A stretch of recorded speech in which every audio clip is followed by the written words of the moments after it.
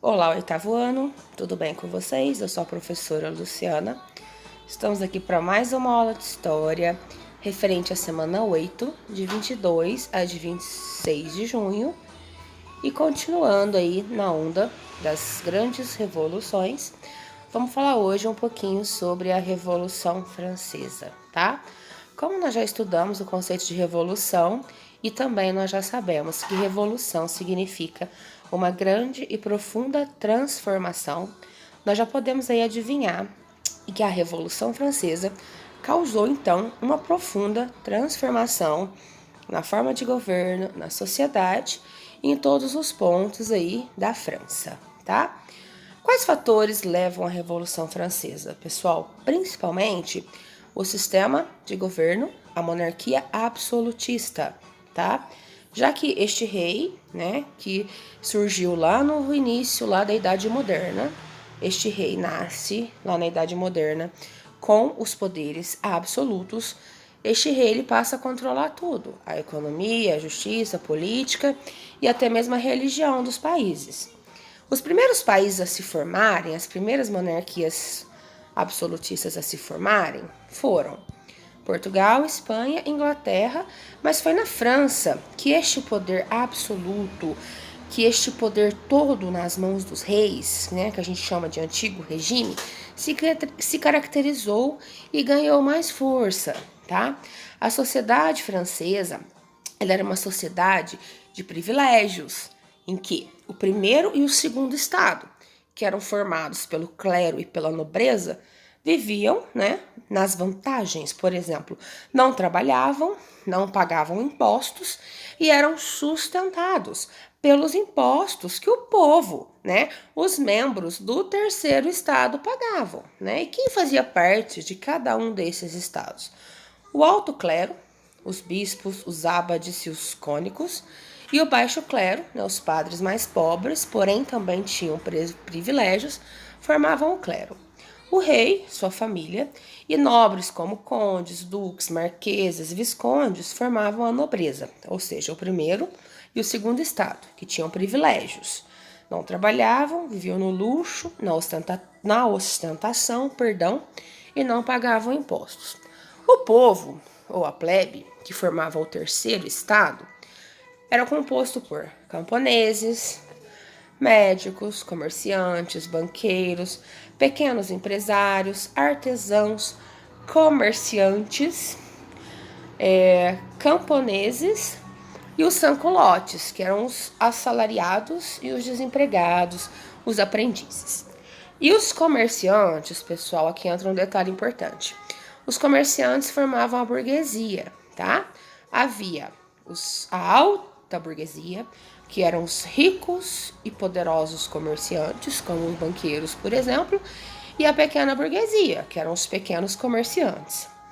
A Revolução Francesa, ela vai ser liderada pela alta burguesia, tá? Porque eles tinham dinheiro, mas não tinham poder. A alta carga de impostos estava nas mãos para a alta burguesia pagar.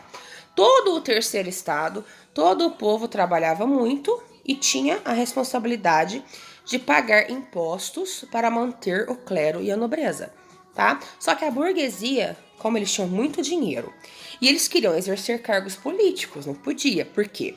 Porque esses cargos políticos estavam nas mãos dos nobres, tá? Então foi a burguesia rica, que liderou a Revolução Francesa, porque eles desejavam acabar com o rei absolutista para poder ter cargos de poder também, tá? Então, fazer parte do terceiro estado na França não quer dizer que você era pobre, não, tá? Você podia ser um burguês rico. Então, vamos lá. Idade Moderna. O que prevaleceu na Idade Moderna? O Antigo Regime, como nós já vimos lá na nossa primeira aula. O que é o Antigo Regime? Todas as características dessa Idade Moderna. Onde o Antigo Regime ganhou mais força? Na França. Onde o rei era mais absoluto? Na França. Foi por isso que na França se desenvolveu uma sociedade de privilégios. Quem tinha esses privilégios? O primeiro e o segundo estado. Quem se lascava? O terceiro estado lá embaixo, né? Quem vai liderar essa revolução francesa, perdão? a alta burguesia, que pertencia ao terceiro estado, certo?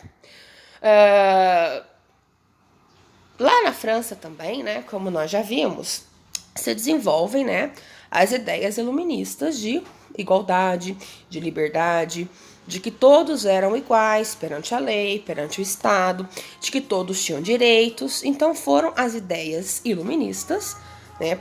Foi o iluminismo, né? Os principais filósofos iluministas, eles eram franceses, então foi o iluminismo, né, que carrega para o terceiro estado essa ideia de igualdade, principalmente de que todos eram iguais perante a lei, que leva, né, o terceiro estado a combater o absolutismo aí na Revolução Francesa, tá? Aqui eu tenho uma charge para vocês, né, o terceiro estado embaixo, né, de uma pedra, sendo massacrado pelo clero e pra nobreza, que era como acontecia lá na França, lá antes da Revolução, que era como o terceiro estado se sentia, né? Lá antes da Revolução, pessoal, que começa em 1789, a economia da França estava terrível, estava péssima, tá? E para complicar ainda mais, uma geada no ano de 1788 faz com que quase toda a produção agrícola se perdesse, tá? E o que acontece? Há uma falta de alimentos e o preço do alimento aumenta, tá? Ao invés do rei Luís XVI, né, que era o rei da França na época, olhar para o seu povo, alimentar o seu povo, o que o rei Luís XVI faz? Ele vai se envolver lá na Guerra de Independência dos Estados Unidos. Ele vem aqui para a América, né, para se vingar da Inglaterra e se envolve, né, gastando uma fortuna. A situação da França econômica já não era legal. Então, ao invés de ele atender a fome lá do seu povo, ele pega e vem aqui para a América, né, lutar ao lado dos Estados Unidos na sua independência contra a Inglaterra, tá? Aí o que acontece? O povo com fome, a França em crise, sem comida, o povo desempregado, a arrecadação de impostos do Estado francês, ela cai, tá? A arrecadação de impostos caindo, o rei Luís XVI, que era um péssimo administrador, ele quer aumentar essa arrecadação de impostos. Aí o que ele faz? Ele propõe que os nobres e o clero paguem impostos. Obviamente, esses impostos eles não aceitaram pagar, tá? Aí lá em 1789, começa a primeira fase da Revolução Francesa, que foi a Assembleia dos Estados Gerais. O rei Luís XVI, então, ele convoca representantes do primeiro estado, que era o clero, representantes do segundo estado, da nobreza, e representantes do terceiro estado, né, do povo, e propõe o aumento dos impostos. O clero vota sim, a nobreza vota sim, e o terceiro estado vota não. Aí o rei Luís XVI falou assim, então tá bom, ficou 2-1, vamos aumentar os impostos. O terceiro estado não aceitou, tá? Eles queriam que o voto fosse individual, porque na época o terceiro estado tinha mais gente, óbvio, né? O terceiro estado representava quase 25 milhões de pessoas. E o primeiro e o segundo estado eram 400 mil pessoas. Então, se o voto fosse individual, é óbvio que o terceiro estado iria ganhar e os impostos não iam aumentar, tá? Só que aí o rei Luís XVI, o primeiro e o segundo estado, falaram que não, que os impostos iam aumentar porque eles tinham ganhado. E o terceiro estado falou que não, que o voto ia ser individual. Para resolver esse impasse, o que acontece? Os deputados representantes lá do terceiro estado, eles saem da reunião. A reunião estava acontecendo lá no Palácio de Versalhes. Eles saem da reunião, se trancam, né, na sala de jogos do Palácio de Versalhes e falam assim, olha, nós não vamos sair desta sala de jogos até nós fazermos uma Constituição para a França, tá? Nós estamos agora nos reunindo em Assembleia Nacional Constituinte. O que isso significava?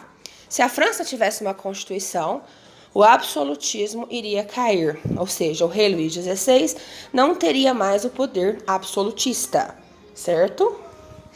A partir de então, a notícia de que os deputados do terceiro estado estavam reunidos lá para fazer uma constituição para a França, essa notícia se espalha, né, tanto pelas cidades da França como pelos campos.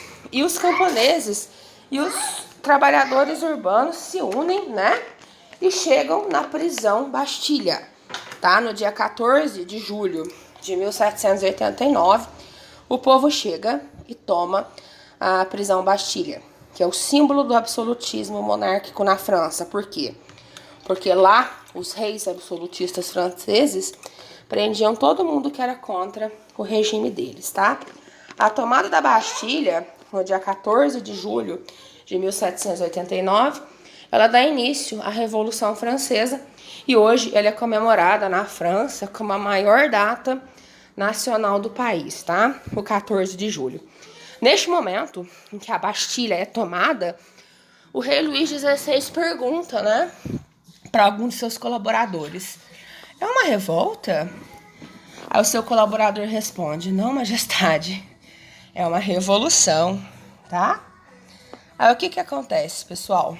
Ele tenta reagir, né? O rei Luís XVI tenta reagir, mas o povo permanece unido, indo para as ruas gritando em francês: liberté, égalité et fraternité, que significa liberdade, igualdade e fraternidade, tá? Ideais iluministas que se tornaram aí, né, os principais lemas da Revolução Francesa. A Assembleia Nacional Constituinte acabou durando aí 2 anos e ela representou o fim do absolutismo monárquico da França, certo? O rei já não tinha mais como controlar a fúria do povo e a Assembleia Nacional ela foi tomando, né, atitudes ao longo do tempo, como abolir o regime feudal, acabou com os privilégios do clero e da nobreza e assim por diante. E uma medida muito importante da Assembleia Nacional Constituinte foi a Declaração dos Direitos do Homem e do Cidadão. Vejam bem que não tem mulher aí, tá? O que é a Declaração do Direito do Homem e do Cidadão decretou lá na França? Igualdade jurídica entre os indivíduos. Leia-se, burgueses ricos, tá? Fim dos privilégios do clero e da nobreza. Liberdade de produção e do comércio. Quem queria poder que eu falei para vocês, pessoal? Quem queria ganhar com a revolução? A alta burguesia, tá? Proibição de greves, liberdade de crença, separar o Estado da Igreja, ou seja, tornar a França um Estado laico, nacionalizar os bens do clero, ou seja, tirou as terras da Igreja, passou para o poder do Estado e dividiu, né? Uma das principais consequências aí da Revolução Francesa foi o fim. Guardem aí, ó. A Revolução Francesa, ela marca o fim do poder absoluto dos reis na França. E, posteriormente, outras revoluções liberais que vão acontecendo pela Europa aí, ao longo do século XIX, também vai acabando, né, com o poder absoluto em outros países aí da Europa. É bom salientar para vocês, pessoal, que neste primeiro momento, não quer dizer que os efeitos da Revolução, principalmente os efeitos sociais e de cidadania, não atingiram todo mundo do terceiro estado, não, tá? Os grandes beneficiados disso daí foram os burgueses ricos, tá? Porque a Revolução Francesa, ela foi uma revolução burguesa, tá? Num primeiro momento, o rei Luís XVI, ele finge aceitar a Constituição e começa o período da Revolução que se chama monarquia constitucional, ou seja, o rei continua rei, porém não com poder absoluto, né? Ele passa a dividir. Só que aí o que ele faz? Ele era casado com a Maria Antonieta. A Maria Antonieta era filha do rei da Áustria. Aí ele tenta fugir, né, com a família real, eles estavam disfarçados de empregados domésticos. Ele tenta fugir para a Áustria, para lá na Áustria, junto com o rei austríaco e outros reis absolutistas da Europa, organizarem, né, um exército para chegar na França e derrubar ali o movimento revolucionário. Só que ele é capturado, né, durante a sua tentativa de fuga. Ele é capturado e traz de volta para a França. Aí o que acontece? A multidão, né, o povo, com muita raiva, invade o local onde ele estava preso, considera ele um traidor e ele vai a julgamento. O principal objetivo inicial da Revolução Francesa, pessoal, não era acabar com a monarquia na França. Era que acabasse a monarquia absolutista, acabar com os privilégios dos nobres para que os burgueses também pudessem ter poder. Mas diante dessa atitude do rei Luís XVI, os revolucionários abolem de vez, acaba de vez com a monarquia na França e proclamam a república lá, tá? Aí o que acontece? Dentro da república, né, surgem 3 principais partidos políticos. Os girondinos, né, que passavam a representar os burgueses ricos, os jacobinos, representantes dos pobres e dos pequenos e médios burgueses. Os líderes dos jacobinos foram Robespierre e Saint-Just, e um grupo político chamado Planície, né, que não tinha posição política definida, que apoiava ali quem estava ganhando, certo? Eu vou deixar para completar essa aula da Revolução Francesa na próxima aula, porque como é um tema mais extenso, eu resolvi dividir em 2, mas eu espero, né, que vocês tenham entendido um pouquinho. Ó, estamos na França, né, uma França injusta, uma França desigual, uma França onde clérigos e nobres têm poder, uma França onde o terceiro estado, composto por camponeses, artesãos, banqueiros, pequenos e grandes comerciantes, são massacrados, né, por cobranças de impostos para manter os privilégios do primeiro e do segundo estado. O rei Luís XVI, que era o rei francês da época, ele não sabe administrar essa França e ele tenta novamente, dentro de um caos econômico, aumentar mais uma vez os impostos do terceiro estado, que não aceita. Então, a burguesia, os ricos, a alta burguesia, ela pega os ideais iluministas e lidera o processo, né, de implantação de uma monarquia constitucional na França. Como o rei Luís XVI não aceita essa monarquia constitucional, os revolucionários resolvem abolir de vez a monarquia na França e proclamam uma república, tá?